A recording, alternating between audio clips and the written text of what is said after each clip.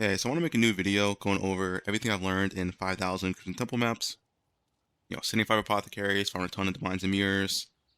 And this knowledge should last quite a bit. I won't go over Ghostin, but I'll talk about it a little bit. Essentially, unless Magic Find or the Atlas gets nerfed, this video should last throughout the next league and the league after and the league after that. Yeah, pretty generic Magic Find, I guess general guide and tips video, but the knowledge should be quite useful to anyone watching. So from what I learned over all these maps and talking to other people, the best maps you can run are more magic or increased number of red monsters. Now, why are these the best? So for more magic monsters, these mods do get amplified by the map modifier effect on your Atlas tree. See the rare. Yeah, more magic monsters is quite substantial because majority of your Eldritch monsters that spawn are actually magic. Which means you're going to get more altars with this mod. If you run 50 maps, which is more magic monsters, you'll see a substantial increase in altars. And I actually do mean substantial. I don't want to say exact numbers, but I haven't counted myself. I think with this mod, if you do 50 maps of these, you'll probably see on average 1.5 to 2 more altars per map. It's quite a significant increase. Also, it means more quant, more chance of Divine Shrine, more chances of div card dupe, all that, right? In number of red monsters, even though this won't give you more altars, the reason why this one's really good is because it's more loot conversion, right? Only red monsters good at loot conversion. So more wing scarabs, more divine drops, more div card conversions, all that good stuff, right? So yeah, both these are really premium maps, and in my opinion, these are the best maps to run. And for quantity, I usually aim for 100% quant. Even 96 or 97% quant's fine too. Now the second best map you can run, if you don't buy these, because you have to buy these in TFT, there's no way you self-sustain these. Yeah. The second best map to run is self-corrupted 8-mod maps. Now, these maps are easy to make. They'd be, a little bit time consuming, a little bit annoying, but you have to be able to run a lot of mods. And how you make them, it's pretty simple. So you just get a regular simple map, chisel it to 20%, go into Alk, and then just Battle Orbit. And there's a chance to go into 8-mod. So this one did not go into 8-mod. But it's useless. Yeah, that's how you would make an 8-mod map. It's just a chance to turn to 8-mod when you Battle Orbit. Now, of course, problem with these maps, you don't get a lot of them when you self-Valen, and you have to be able to run a lot of mods to be able to run these efficiently, and, actually to be able to do them right. This one has reduced effect to non-cursors. That already can brick a lot of builds. So yeah, just keep that in mind. But these are the second best maps to run if you cannot, don't want to buy maps in TFT. Just buy 60 Crimson Temples, 120 Crimson Temples off TFT, self-chisel them all, then down them all. And then run the ones you can. And ones you can't run, let's say, you can sell them back to TFT eventually. So yeah. Their best map to run is stuff like this, just random maps, not very high quant, random quant, right? Preferably, you really want to run at minimum, if it's not gonna have magic or rare monsters, at minimum 110% quant. This is what personally I do when I run my own 8-mod compass and farm my own maps. So if it's something like 104% quant, no magic, no rare monsters, I personally would never run this. Aim for at minimum 110% quant. Or magic or rare monsters. But yeah. So that's the order of maps. Best is magic or rare. Second best, self-corrupt. Third best is just, whatever you can run, I guess. But these are pretty bad. This map is pretty bad. 101% quant, no magic, no rare. I personally would never run this map. You will see a pretty substantial loot difference in 100 maps. If say you ran 100 of these and 100 of these. So next thing I want to talk about after map is how I run my maps. So how I run my maps, and what I believe to be the best way to run them, is to essentially just clear the map as fast as possible. So what does this mean? This means on your way to the boss, as you will go to the boss, you're going to open all strong boxes and kill all monsters on the way. This is, in my opinion, the most efficient way to run your map for more currency an hour, if you're not ghosting. a little bit different for ghosting, obviously, but yeah.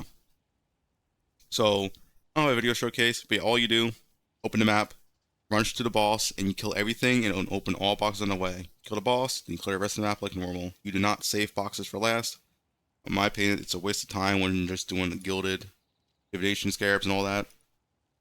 I don't think opening boxes last is good, unless you're investing into your map, like wing scarabs or elevator sexton, stuff like that. If you're not using those, you should just open all your boxes on the way to the boss.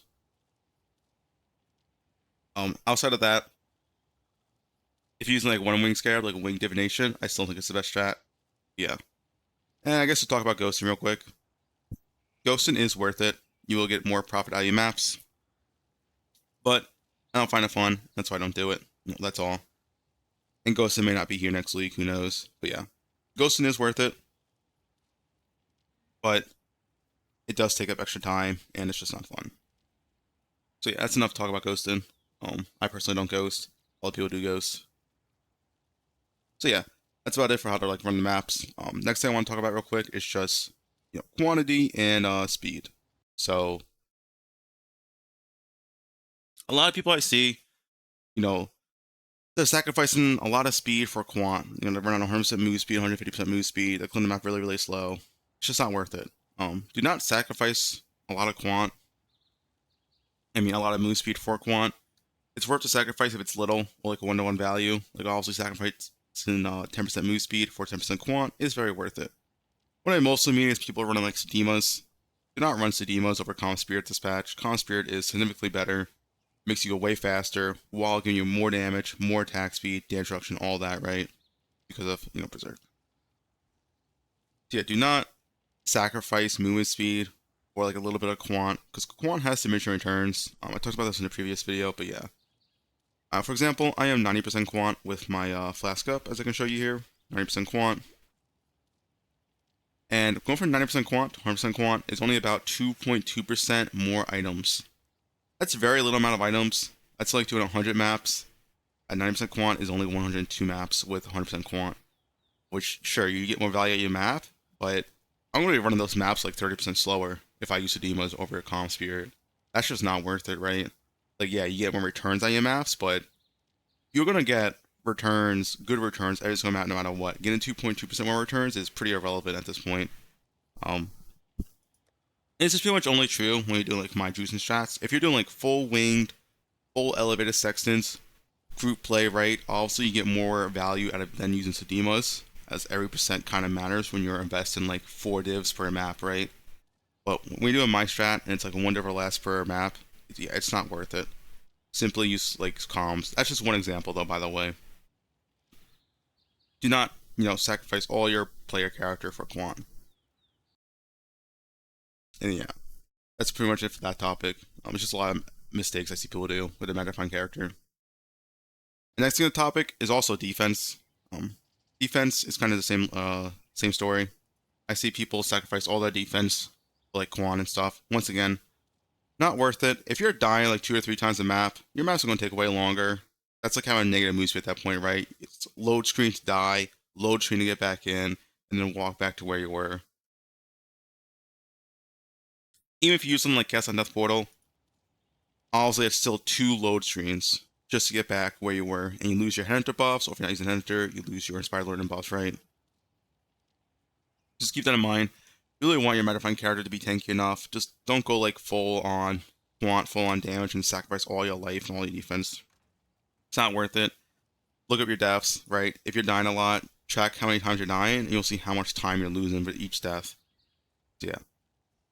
Don't sacrifice all your defense. These characters are squishy, but they don't have to be 0 HP, right? Now, I guess the last thing I want to talk about is essentially the best time to do strats like these is usually early in the league as well. This late in the league, you still get a lot of value out of the strat, but there's a lot of good currency methods out there. I want to talk about like the first 2 or 3 weeks of the league. You get so much more value out of doing the strat, specifically the boxes per hour strat, when it's way cheaper to run a rage. Rage right now, the Rage Compass right now is worth like 270 chaos, 200 chaos. Earlier in the league, this is like anywhere from 40 to 100 chaos, 130 chaos. When it's that early into the league, doing this box per hour strat is like substantially better than like any other method um in the game for 8 mods. So yeah, this late in the league, doing a box per hour strat is still obviously really good. I still do it, but it's not as high value as it is early in the league. So yeah, that's about it for all the like little tips I have about Magic Find, what I've learned over 5,000 maps. There's probably like a lot more and stuff like altars, right? Maybe I'll make a video about altars, which altars to take, but it's pretty self-explanatory for the most part. But yeah, that's about it for the video. If you have any questions, leave a comment below. I also stream on Twitch. I do Crimson Temples all the time if you want to watch. If you have any questions, come by.